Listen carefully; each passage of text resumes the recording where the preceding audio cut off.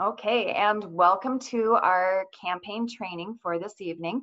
So tonight we are fortunate to have Michael Sweeney joining us, and he has a texting platform that candidates can use. And so he's going to walk through what that texting platform is and how to use it and that type of thing. So I am going to pass that over to Michael, and then he can get started.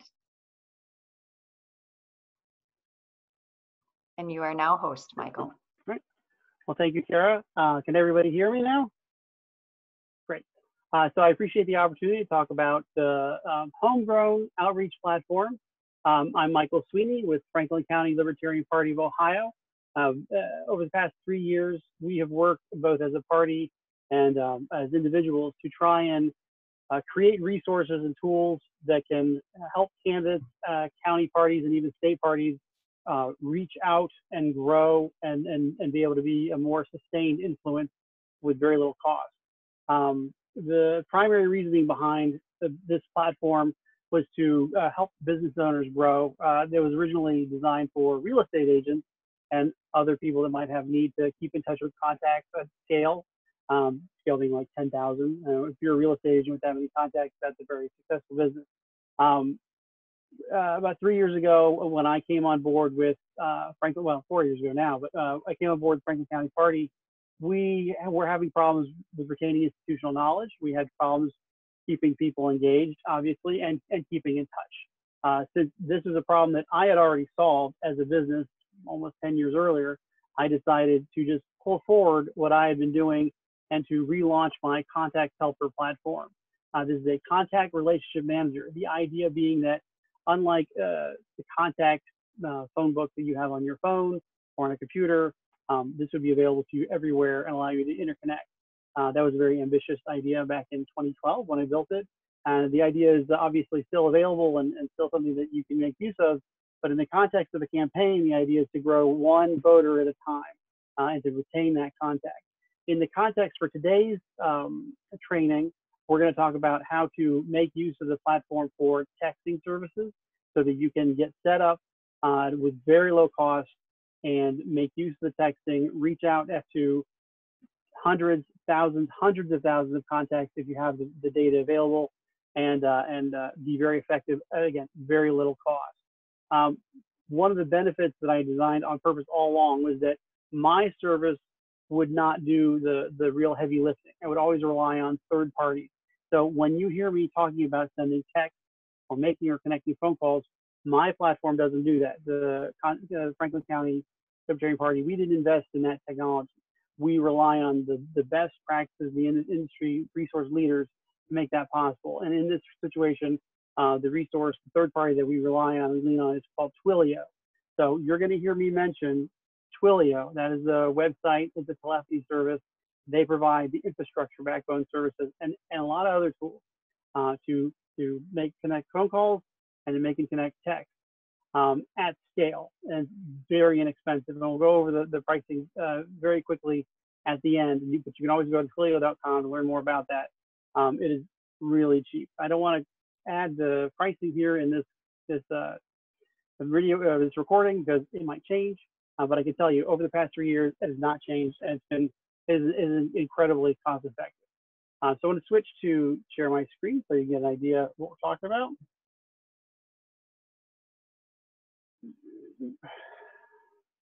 Where are all my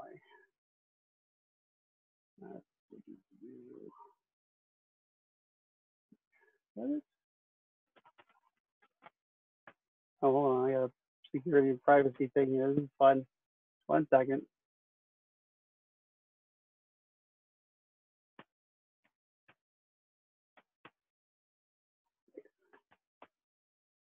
Okay, can everybody now see the screen? You should be able to see. No. Hold on, I'm getting it. This is giving me a problem. I can see it now. Working now? Okay, and FYI, this is a PDF that I've created on purpose, and then we'll be able to send that along. One of the caveats I do have to say is that this is a homegrown platform. I am not selling this service. This is something that I'm giving away for free. I take this opportunities to grow the Libertarian Party and to help candidates succeed very seriously. The goal here is to make it easy for you to do whatever you need to do to win your campaign.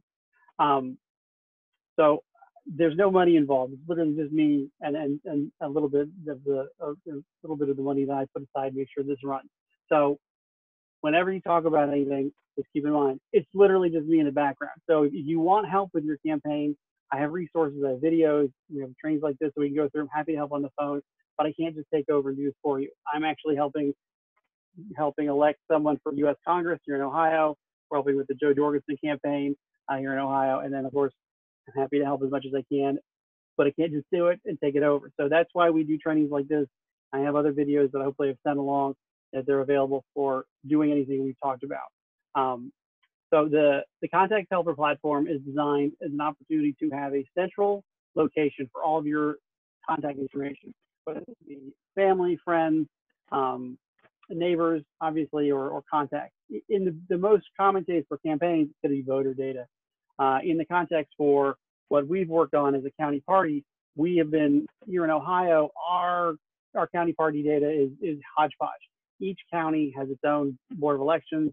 They maintain their own data. We have to approach them individually. So there's 88 opportunities to be told no, which is very common for libertarians. So we have to be very persistently aggressive. In California, we were working with Nicholas Wildstar his running for California governor. More recently for mayor of Fresno, we have the data for the entire state. That includes phone numbers. It also can include email addresses. Very valuable. He had to pay for that up front. It was a very generous donor that allowed that. That's been something we've been able to leverage for candidates in California. And we also have Pennsylvania data available through Dale Kearns. He's a candidate ran for Senate in Pennsylvania, very generously donated data. If you're in Pennsylvania, you know someone's running, we can make that data available as long as you're running as a libertarian. We also have data available from Florida. And again, to keep in mind, we take the data integrity very seriously. So you get your data, wherever you get it from, loads into my database. It's on Amazon Web Services, all secure. The only way to approach it is from the platform. You got to lock down. This is 10 years worth of experience locking things down. For the ContactsHelper outreach platform, we focused on email originally. That was a big deal 10 years ago. Not something that's working right now. You Amazon for changing your API again. When you add contacts, you can import them through a CSV file. That's comma separated variables. So you get that from your board of elections, or you get that from the state. It could be a big file. State of California was gigs of data, lots of data. So we had to take that and parse it up. Just recently updated the Ohio data, 4 gigs of data, a lot of contacts. And you load those in, you can run searches against them. It can take a little while.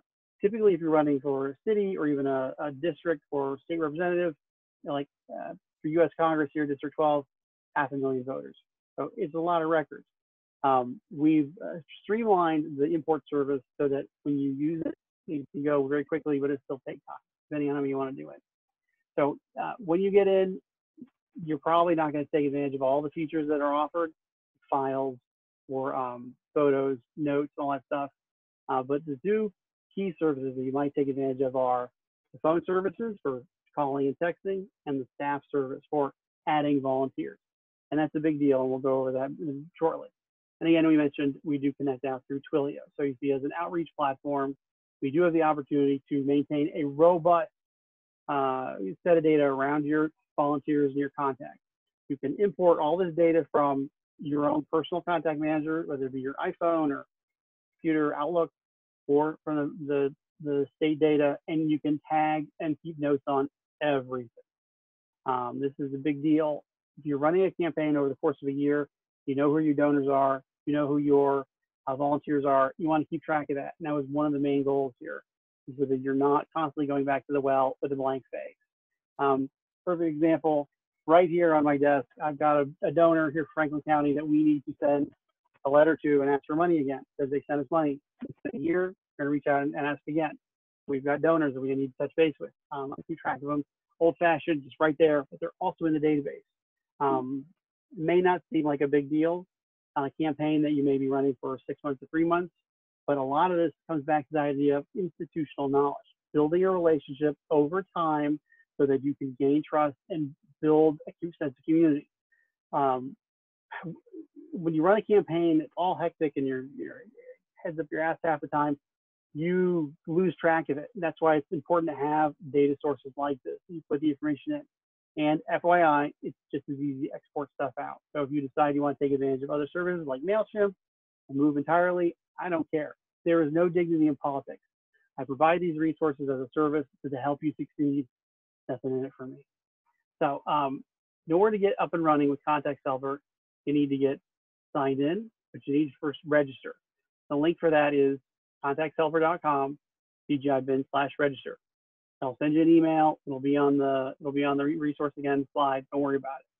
All I need is an account name, first name, last name, blah, blah, blah, phone number, email address, create a password, you sign in. At the moment, this is going to go to a blank. Just send me an email saying that you've done this. We'll take care of the rest. Again, Amazon changed something, but it stopped. But once you're signed in, you can then go in, start doing stuff. This is the getting started account.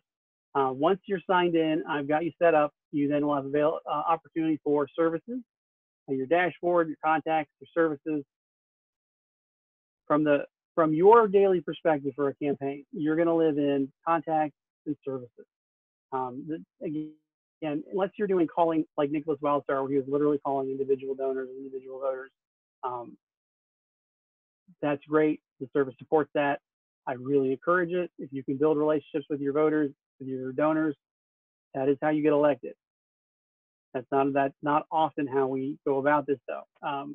So once you get in, you get signed in, these things get turned on. What you're going to start talking about is how do I get my contacts imported, and then how do I get my staff set up. So I'm going to focus on that now. When you first sign into ContactsHelper, you're going to come into the dashboard. And that's just, again, a place where you've assigned yourself contacts to keep in touch with, or you assign other staff. That's where they first sign in. From here, we're going to go to the account settings. And then we have our account import. That's the top right, account, and account import.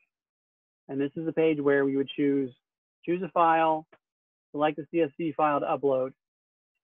Let's do something real fun here. So I got tons of files here for all the importing and uploading that I do. We got Cuyahoga County. We got 10 by 10,000. Let's call them prospects.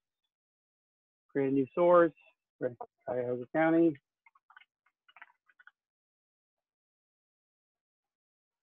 I want to tag them. So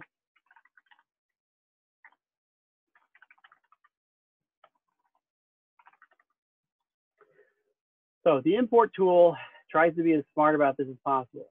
I wanted to make this easy so you didn't have to think too much about it. You choose the file. It needs to be in CSV format. If you're exporting it out of Excel, you have to be mindful that Excel wants to be smart. That's not good. That works for Excel. There is a simpler CSV format that is hidden in the legacy formats or below.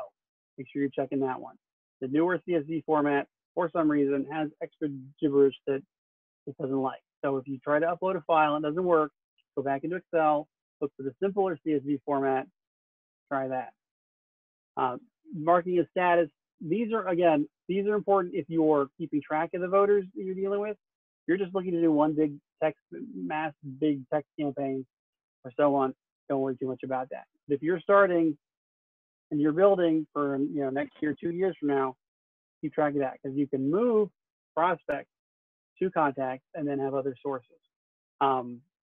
Sources matter because you want to keep track of where they came from. So if you got a folder file from the Board of Elections, that is going to be different from a file you might get from the Libertarian Party itself, if you're fortunate enough to be a beneficiary of that. Sometimes we are. And of course, personal stuff. Being able to keep track of them by source lets you then determine later where things came from. If you ever do your data analysis, say, oh, I got a lot more contacts out of my personal stuff than out of the voter records. And then tagging them lets you sort them again.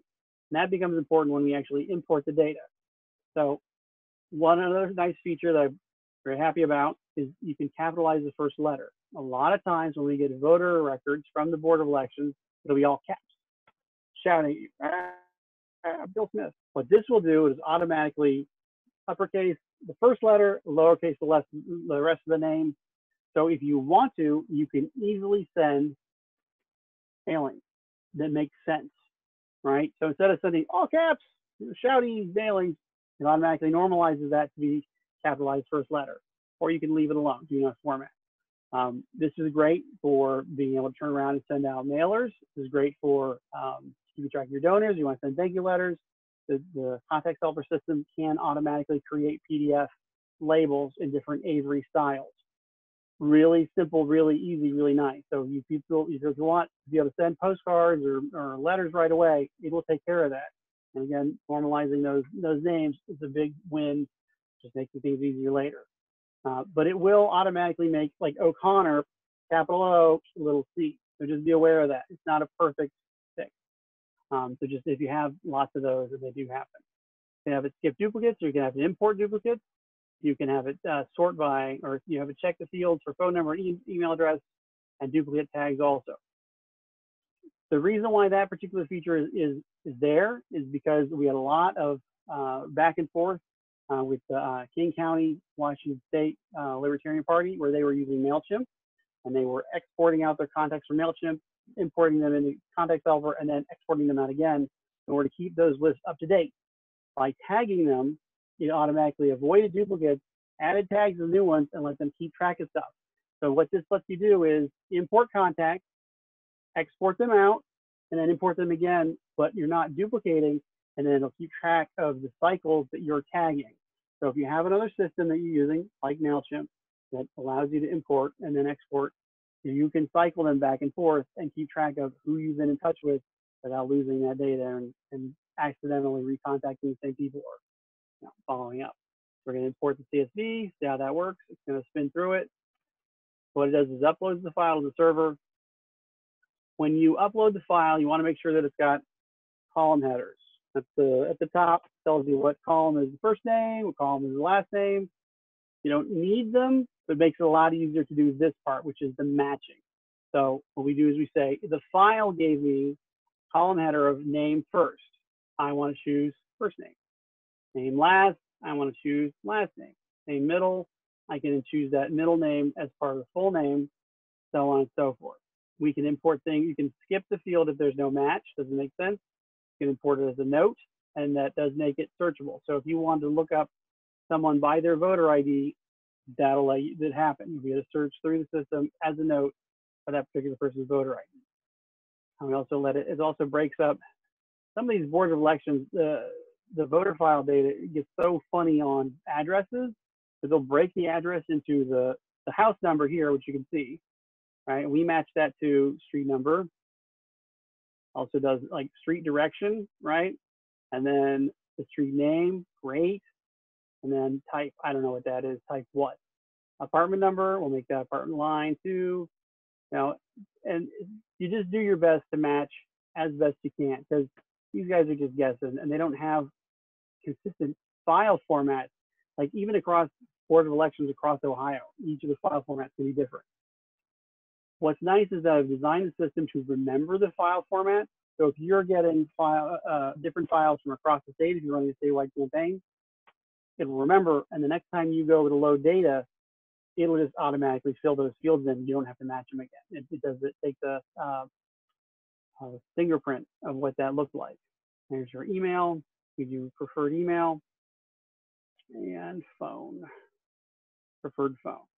You can have an unlimited number of phones, unlimited number of emails, but you want to make sure that you choose the preferred phone and the preferred email, because that's what the system will automatically dial. So we're going to skip the first line, and then we fire that off.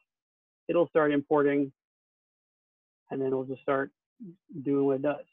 There'll be a little progress message here as it's importing stuff, and it's going to chew away.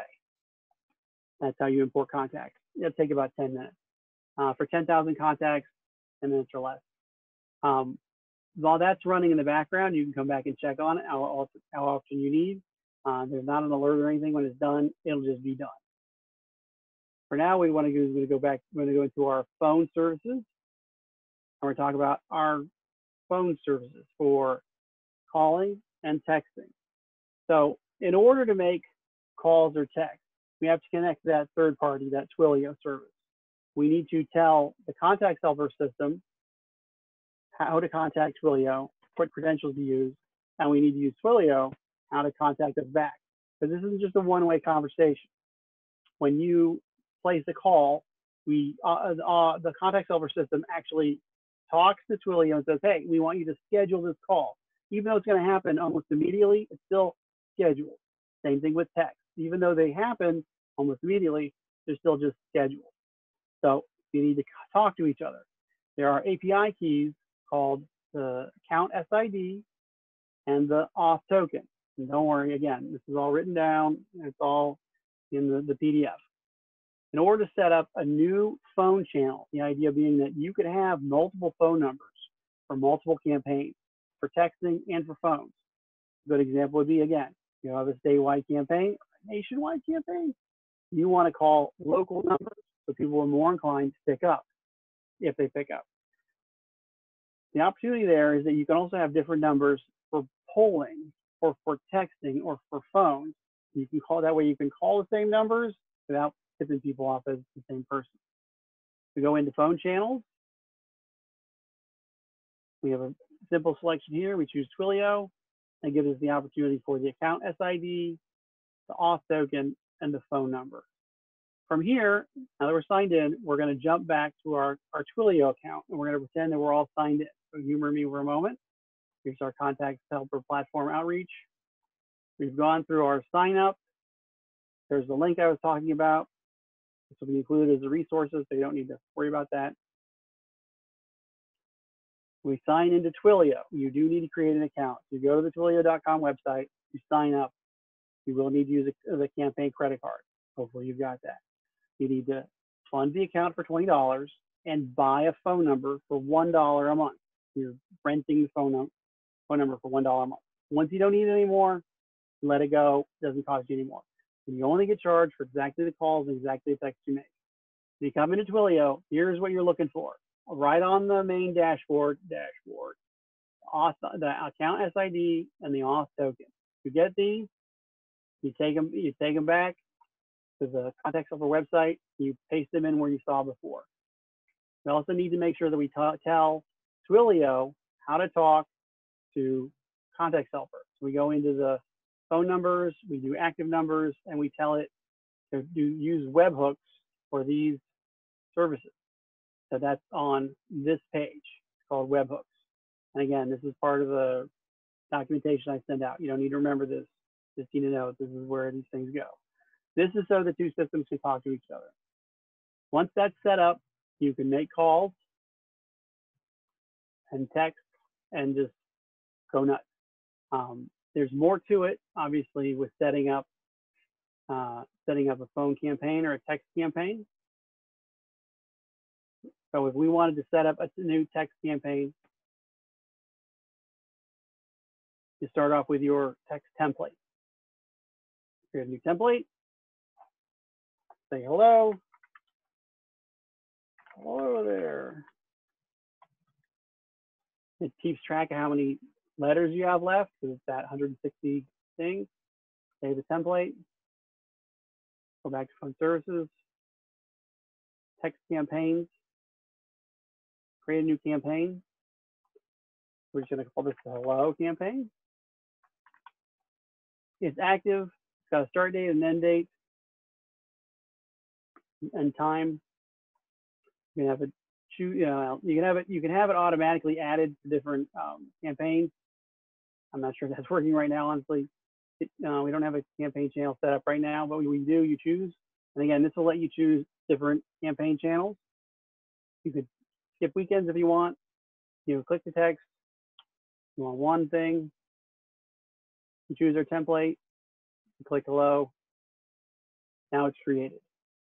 This will let us keep track of manage the contacts that get added. This will let us see replies that come in. Go back to our contacts.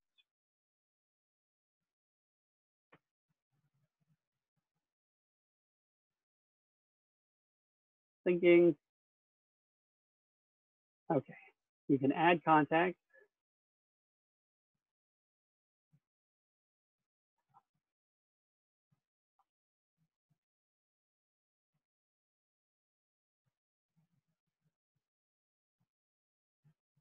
Thinking.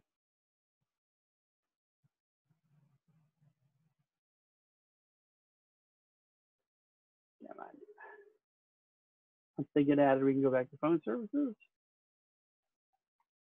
Text campaigns. And as a manager, you can now go in. You can send them text. Now again, because this isn't actually connected, it wouldn't go anywhere. A deal change. So this will let you do 50 to a page. And the whole thing is set up so that you can actually just tab, enter, tab, enter, tab, enter, and they will just send. I have stress tested this at 1,000 a minute more, 2,000, 3,000 texts a minute. Tab, tab, tab, enter, enter, enter, all the way down the page. Boom. When you get to the bottom and you refresh, it goes very quickly. I think that's as much as we want to do now because we wanted to keep this brief. But the opportunity here is that you can very quickly put together a campaign, and you can see, like, the hard part was literally just getting these things connected, right? Getting signed in, getting connected. Once you're from there, you just create the text, you put them together in a campaign, and you just assign people. There's more to do. There's obviously a lot more you can see. But honestly, if all you need to do is set up a text campaign, it's really that simple. And you can set up new volunteers with staff. And then what they do is they then see a very streamlined version. It's not like this at all. Give me 1 second. I thought I set that up, but I did not.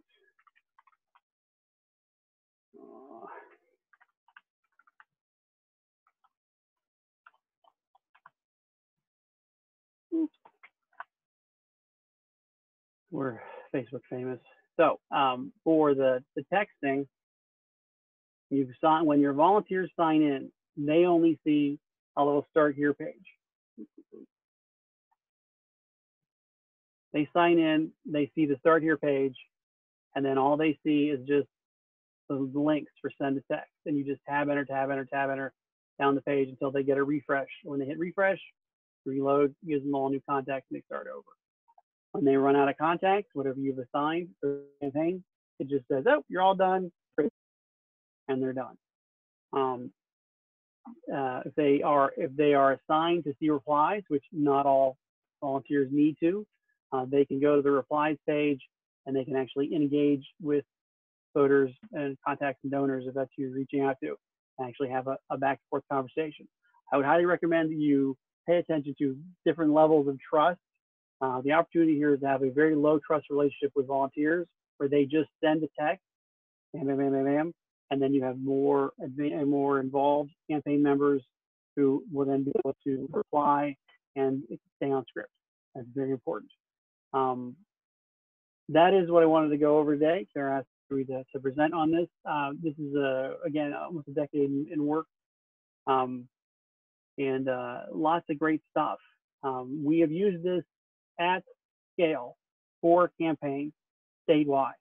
For the Irvine campaign, we sent over 250,000 texts. For the Jorgensen campaign, right now, statewide Ohio, we have sent at least 250,000 texts, and we're still going. So it's not a matter of what can it handle. It really is a matter of how much money you want to spend. We've also done polling, robo-polling, where you get a recorded voice, they create a poll, and we can call 14,000 people to see who responds. These are all opportunities, and it's very inexpensive.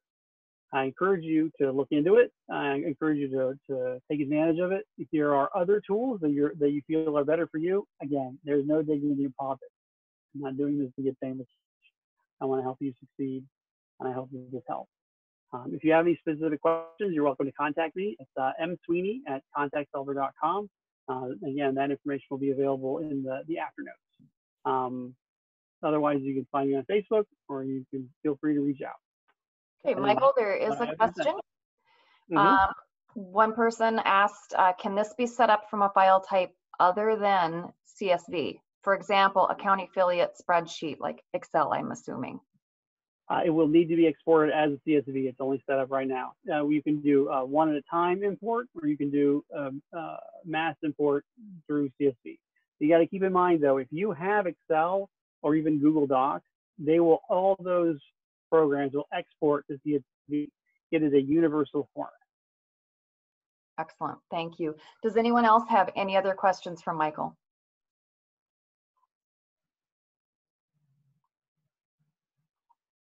Fantastic. Okay, Michael, if you want to stop your screen share and return control back to me.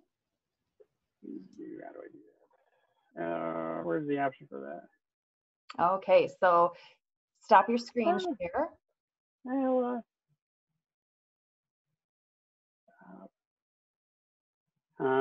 a minute, because it went small on me, and now I'm not. My technical savvy is failing me. Usually, if you put your cursor up towards the top of the screen, you'll see that. I went with different version. Okay, sorry, I'm just gonna do the stop video. I'm not, yeah, it's not giving me the options I had before. Oh wait, here we go. There. Perfect. Is that it? Sorry. Okay, and then if you see the participants and you click on me, you can return control back to me. Yep, 1 second. Excellent. Well, thank you very much, everyone, for attending our training this evening. We will have this up like we always do. We archive this to YouTube so that you can be part of it and you can see it later and refer back to it. And if you have any questions, just get a hold of Michael and he will be happy to answer your questions. So thank you, everyone. And I will see you in 2 more weeks. And thank you very much, Michael. This was excellent training. Yes, thanks, Kara and Michael. And I've got our list going right now as we speak, Kara, so that's good. Excellent. Wonderful. Glad to hear it. And have a good evening, everyone. Thanks, guys.